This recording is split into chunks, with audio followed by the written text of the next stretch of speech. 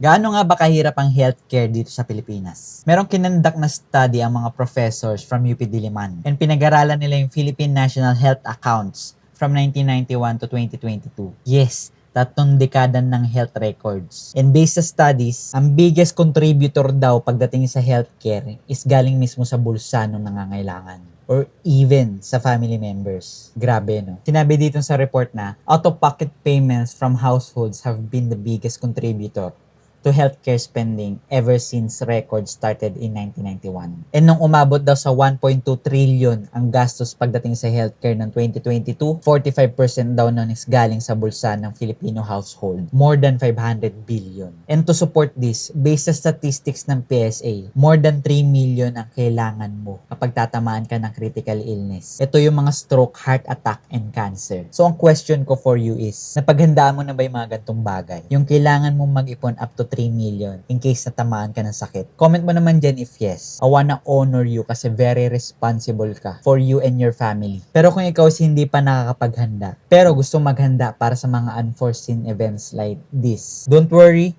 pwede kitang tulungang magplano pagdating sa healthcare mo. Mag-comment ka lang dyan ng Set for Health at i-message kita. So isa pa, don't worry, this is free. So see you sa pagplano ng healthcare mo. Yun lang.